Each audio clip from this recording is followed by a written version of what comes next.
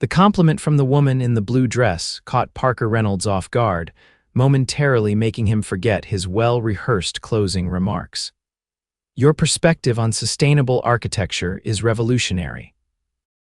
I've never heard anyone articulate the balance between aesthetic appeal and environmental responsibility so clearly," she said, her voice carrying an earnestness that stood out among the polite conference applause. Before he could properly thank her or even ask her name, she had disappeared into the crowded convention hall, leaving Parker standing at the podium with an inexplicable desire to find her. Parker had delivered hundreds of presentations across the globe as the founder of Reynolds Architectural Innovations, but something about this brief encounter felt different. The woman's intelligent eyes had sparked with genuine interest, not the networking calculation he was accustomed to. As he packed up his presentation materials, her words echoed in his mind. It wasn't the flattery that intrigued him as one of the most successful sustainable architects in the country. Praise came frequently, it was the precision of her observation. "Great presentation, Parker," said Marcus, his chief operations officer, approaching the stage. "The European Development Group seemed impressed. I think we'll get that Berlin contract." Parker nodded absently, scanning the dispersing crowd. "Thanks. Did you happen to see where that woman went?" "The one who asked the question about biodegradable materials. The one in the blue dress."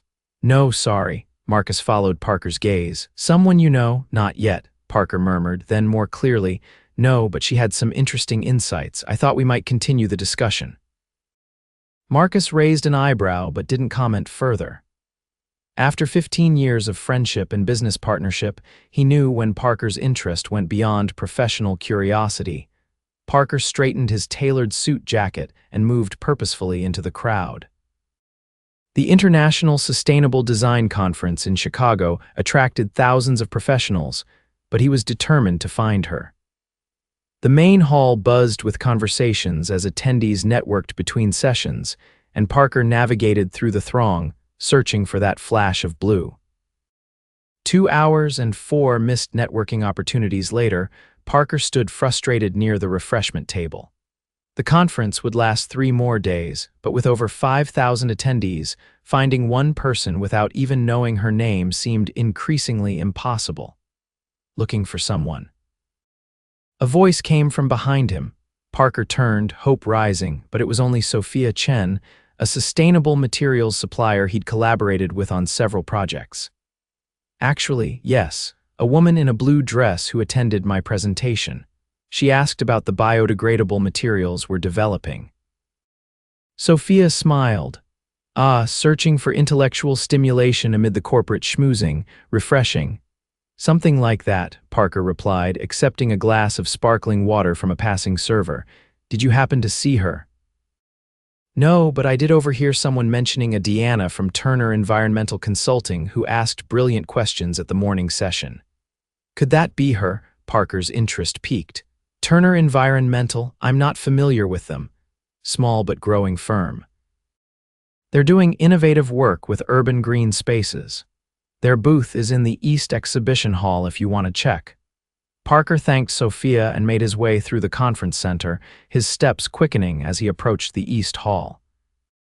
The exhibition space was filled with displays from companies across the sustainability spectrum, from solar power innovators to waste management solutions. He scanned the booths methodically until he spotted a modest display with the Turner Environmental logo. A man in his early 50s stood alone at the booth, arranging brochures. No sign of a woman in blue. "Hello," Parker approached, extending his hand. "Parker Reynolds, Reynolds Architectural Innovations." The man's eyes widened slightly in recognition. "Gerald Turner." "It's an honor, Mr. Reynolds. Your riverbank restoration project in Portland set the standard for what we're trying to achieve." "Thank you. I'm actually looking for someone who might work with your company. A woman who attended my presentation earlier, I believe her name might be Deanna." Gerald's face brightened. "Deanna?" "Yes, my daughter Deanna. She's presenting her research on urban microclimate enhancement right now in room 306. Parker checked his watch. "Which started 10 minutes ago. Thank you, Mr. Turner." I look forward to discussing potential collaborations with your firm soon." He hurried to room 306, slipping quietly through the door. The room was smaller than the main hall where he'd presented, with perhaps 50 people in attendance. At the front stood the woman in the blue dress, now commanding the room with the same confidence that had impressed him earlier. Her dark hair was swept into a professional updo, and her hands moved expressively as she explained data displayed on the screen behind her. "The results from our Chicago pilot project demonstrate that strategic placement of these modified rooftop gardens can reduce ambient temperatures by up to 4 degrees Celsius in surrounding neighborhoods during summer months, while simultaneously filtering particulates from the air at a rate 30% more efficient than traditional green roofs." Parker found an empty seat in the back row, content to observe. Deanna Turner was articulate, passionate, and clearly brilliant. Her presentation seamlessly blended scientific rigor with practical application, a rare combination in their field. When she opened the floor for questions, the level of engagement from the audience confirmed what Parker already suspected. She was a rising star in environmental design. After the session ended, Parker remained seated, watching as several attendees approached Deanna with questions. He felt an unusual nervousness as he waited for the crowd to thin. Parker Reynolds, whose net worth exceeded $500 million, who had designed sustainable structures on 6 continents, who regularly negotiated with heads of state and industry titans, found himself hesitating to approach a woman he'd exchanged exactly 1 sentence with. Finally, as Deanna gathered her materials, he made his move. "Your perspective on urban microclimates is revolutionary," he said, deliberately echoing her earlier compliment. "I've never heard anyone articulate the balance between temperature regulation and air quality so clearly." Deanna looked up, surprise registering briefly before recognition dawned. "Mr. Reynolds, I was hoping to speak with you after your presentation, but you were surrounded by admirers. Please call me Parker. And I should be apologizing to you. You managed to slip away before I could properly thank you for your insightful comment." "Deanna Turner," she extended her hand. "And no apology necessary. Your work speaks for itself." When their hands met, Parker felt an unexpected current of connection. Her grip was firm, professional, but there was warmth in her brown eyes that made him reluctant to let go. "I was impressed by your research results," he said, releasing her hand, "particularly the application in existing urban infrastructure. My firm has been working on similar concepts for new construction, but retrofit solutions have proven more challenging." Deanna's face lit up with genuine enthusiasm. "That's precisely what drove our research. New construction represents less than 2% of urban structures annually. If we want meaningful climate impact, we need solutions for what's already built. Would you be interested in discussing this further, perhaps over coffee?" Parker asked, surprised at how much he wanted her to say yes. Deanna hesitated, glancing at her watch. "I'd like that, but I'm moderating a panel in 30 minutes. Dinner then, after the day's sessions end." Another pause, longer this time. "Mr. Reynolds, Parker, I should be clear. If this is a business discussion, I'd be delighted, but if it's something else—" "It's both," Parker admitted. "I'm genuinely interested in your work, but I'd also like to get to know the person behind it." Deanna studied him, her expression thoughtful. "All right, dinner it is, but I should warn you, I'm not impressed by famous architects or their bank accounts." Parker smiled, finding her directness refreshing. "Noted, and what does impress Deanna Turner? Innovation, authenticity, people who see beyond profit margins to the communities their work affects." Her gaze was steady, challenging. "I look forward to being evaluated on those merits," Parker replied. "Shall we meet in the main lobby at 7? Deanna agreed, and they exchanged phone numbers before she hurried off to her panel. Parker watched her go, feeling more intrigued than he had been by anyone in years. He had 3 hours to decide where to take her for dinner, somewhere impressive, but not ostentatious, somewhere they could talk without interruption. Parker spent those hours more distracted than he'd been in years. He attended a panel discussion on sustainable materials, but couldn't recall a single point made. He nodded through a meeting with potential investors, thankful that Marcus was there to carry the conversation. His mind kept returning to Deanna, her insightful questions, the way she commanded the room during her presentation, the frank assessment in her eyes when she'd agreed to dinner. At 6:55, Parker waited in the lobby, having changed into a fresh shirt but keeping his suit deliberately professional. He spotted Deanna approaching, still in her blue dress but with her hair now falling freely around her shoulders. The simple change transformed her from conference presenter to dinner companion, and Parker felt his pulse quicken slightly. "You found a restaurant?" Deanna asked as she approached. "A small place about 10 minutes from here. Locally sourced ingredients, excellent reputation. Is that acceptable?" Deanna nodded. "Sounds perfect." The restaurant terroir was tucked into a renovated brownstone. Its intimate lighting and plant-filled interior created a relaxed atmosphere that encouraged conversation. As they were seated at a corner table, Parker noticed Deanna taking in the space with appreciative eyes. "This is lovely," she said. "Have you been here before?" "No, but my assistant recommended it. She knows I prefer places that align with sustainable values." "And does your assistant often arrange your dinner dates?" Deanna asked, a hint of teasing in her voice. Parker smiled. "This isn't a typical dinner for me. I don't usually pursue women who critique my presentations." "I didn't critique, I complimented." "Precisely. Most people in our field lead with criticism disguised as questions. Your genuine appreciation stood out." They ordered, Parker selecting the chef's seasonal tasting menu. Deanna choosing wild mushroom risotto, and conversation flowed naturally from professional to personal. Deanna explained how she joined her father's environmental consulting firm after completing her PhD in environmental engineering at MIT. "Turner Environmental was focused primarily on regulatory compliance when I came aboard," she explained. "Important work, but reactive. I wanted to push toward proactive design solutions." "And your father supported the direction change." Deanna's expression softened.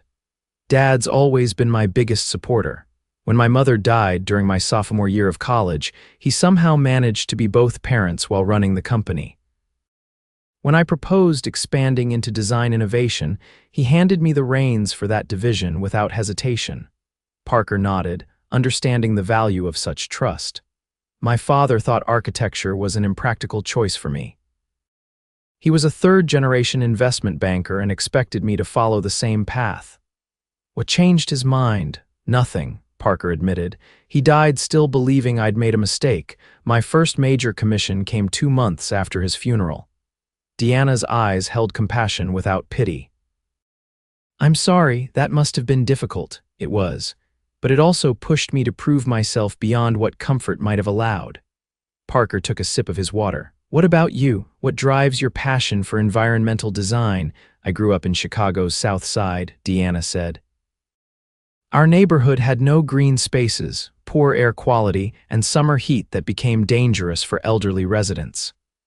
When I was 12, my best friend's grandmother died during a heat wave. That's when I realized environmental issues aren't abstract problems, they're matters of life and death for real communities." Their conversation continued through dinner, moving from professional ambitions to personal philosophies. Parker found himself sharing thoughts he rarely voiced about the responsibility that came with his success, while Deanna spoke of her frustration with the slow pace of environmental policy change. Despite their different backgrounds, Parker's wealth and global influence contrasting with Deanna's community-focused approach, they discovered a shared vision for how sustainable design could transform lives. As they finished dessert, a local honey panna cotta they decided to share, Parker realized 3 hours had passed in what felt like minutes. "I've kept you too long," he said, noticing the restaurant had emptied considerably. "Actually, I've enjoyed every minute," Deanna replied, her smile genuine. "But we should probably head back. Early sessions tomorrow." Outside, the Chicago night had turned cool. Parker instinctively moved to hail a taxi, but Deanna gently touched his arm. "It's only a 15-minute walk back to the hotel. Would you mind? I've been in conference rooms all day." Of course, Parker agreed, pleased at the prospect of extending their evening. They walked along Michigan Avenue, the city lights reflecting off Lake Michigan in the distance. Deanna pointed out urban features that could benefit from environmental redesign, her expertise making Parker see the familiar cityscape through new eyes. "You know," she said as they waited for a crosswalk signal, "when I attended your presentation this morning, I never imagined I'd be discussing urban heat islands with you tonight. And when you complimented my presentation, I never imagined I'd spend the rest of the day looking for you," Parker admitted. Deanna turned to him, surprise evident. "You were looking for me? Why?" The crosswalk signal changed, but neither moved. Parker considered his answer carefully.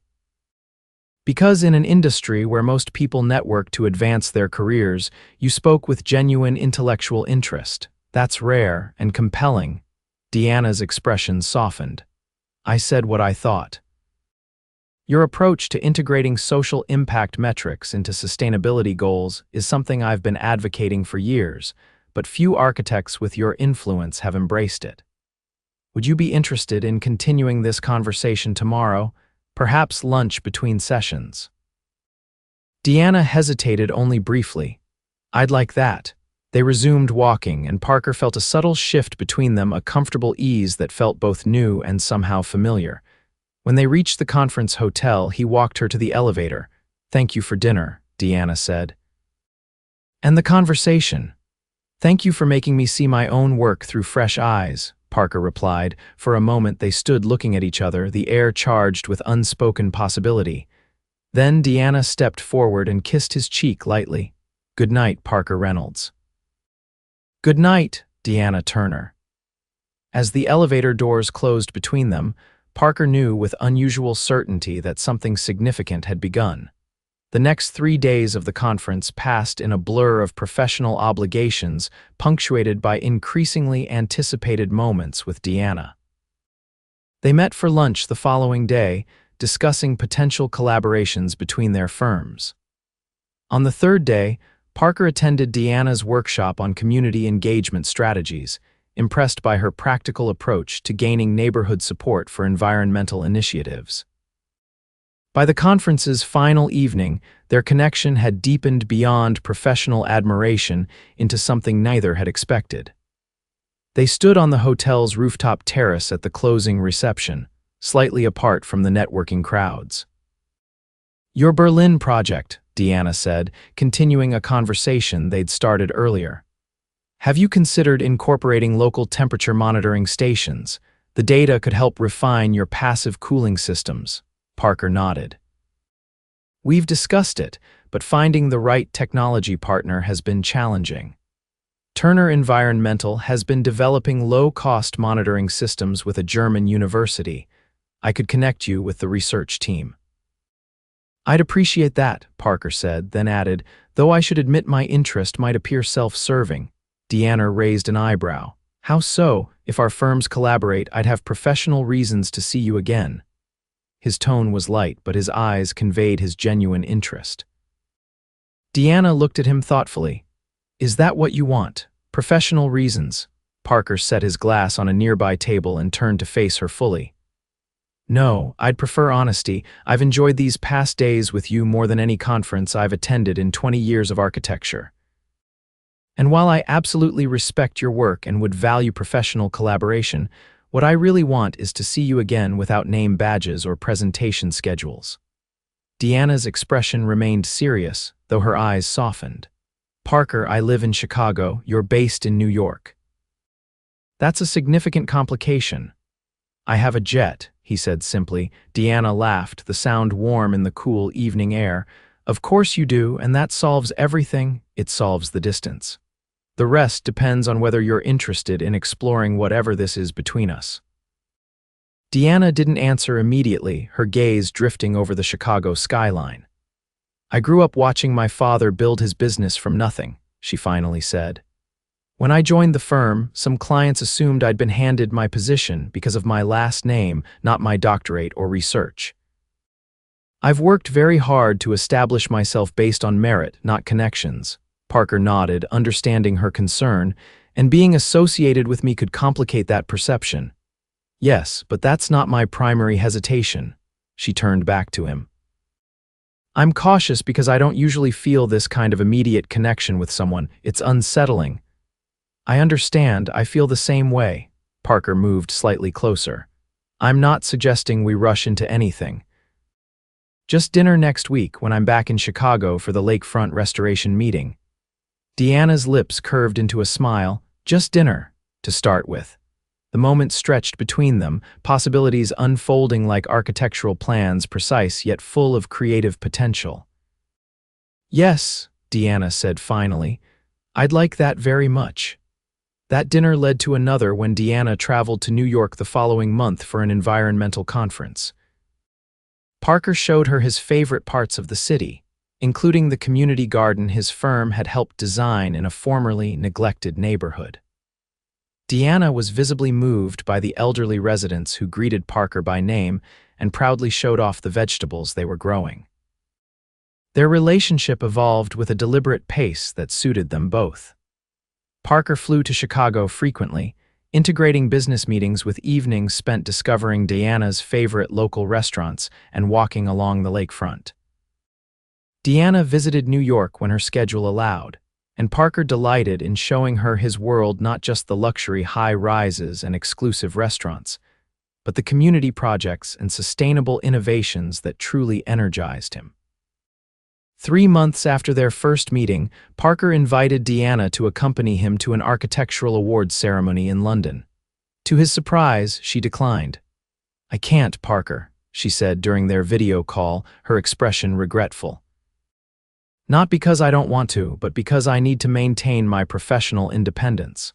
If I start accompanying you to industry events as your date, it changes how people see my work." Parker hadn't considered this perspective, and her principled stance only increased his admiration. "I understand, I respect that. But," Deanna continued with a small smile, "I would love to meet you in London after your ceremony. We could take a few days, see the city together without professional obligations." This became their pattern, keeping their professional and personal lives carefully delineated while finding creative ways to build their relationship around their commitments. 6 months in, they no longer needed the pretense of business meetings to justify their travel. Parker found himself restructuring his calendar to maximize their time together, while Deanna began trusting her team with greater responsibilities to free herself for longer visits. On a crisp autumn evening in Chicago, nearly a year after their first meeting, Parker took Deanna to the rooftop garden of a building his firm had renovated, a formerly abandoned warehouse transformed into mixed-income housing with extensive green space. The garden was thriving with native plants, solar lighting creating a magical atmosphere as twilight descended over the city. "This is extraordinary," Deanna said as they walked among the plantings. "The integration of the rainwater collection system with the irrigation is seamless." Parker smiled, loving how she always noticed the technical details that others missed. "Your research on micro-irrigation influenced the design significantly." Deanna looked surprised. "Really? You never mentioned that. The project was already underway when we met." "But after your presentation on water conservation, I had the team restructure the irrigation plans. Your data was compelling." Deanna stopped walking, visibly moved. "That means a lot to me, Parker, that you would incorporate my research without any obligation or credit." "Your ideas deserve implementation," he said simply. "And speaking of implementation, I have something to discuss with you." They sat on a bench overlooking the Chicago skyline, the lights beginning to twinkle as darkness fell. Parker took Deanna's hand, his expression serious. "Reynolds Architectural is opening a new Midwest headquarters here in Chicago. We'll be focusing on urban renewal projects throughout the region." Deanna's eyes widened. "That's wonderful, Parker. When did this happen?" "The board approved it last week."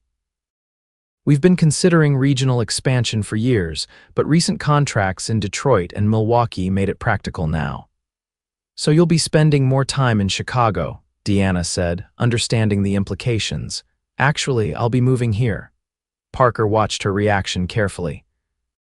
"If that's something you'd welcome." Deanna's expression was a mixture of surprise and cautious joy. Are you doing this because of me? Because while I love the idea of having you here, I wouldn't want you to make such a significant business decision based on our relationship.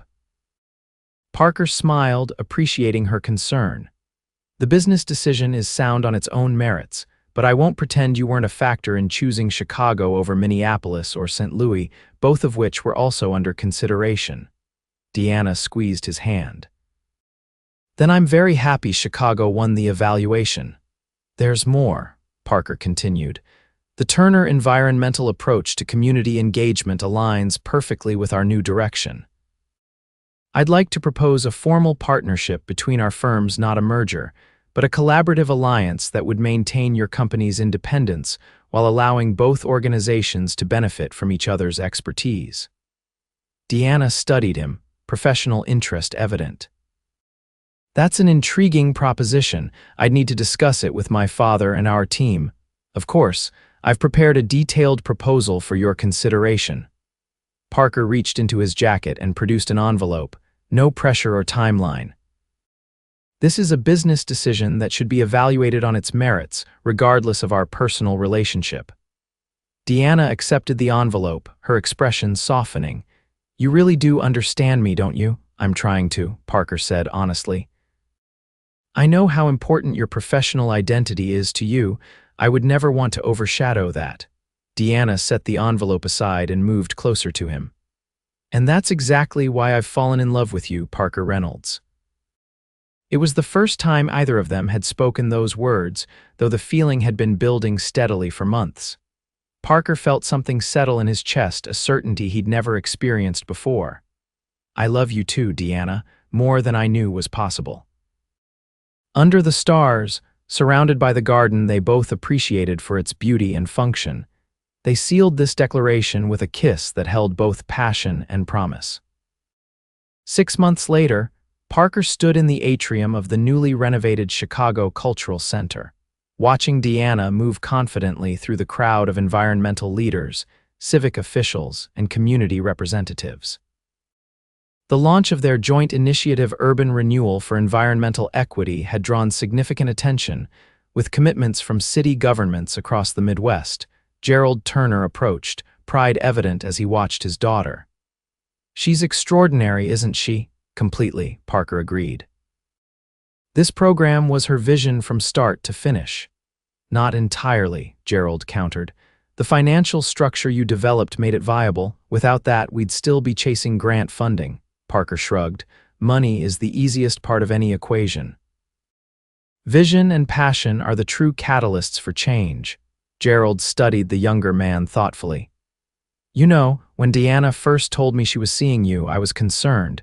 Your wealth and influence could have easily overshadowed her work.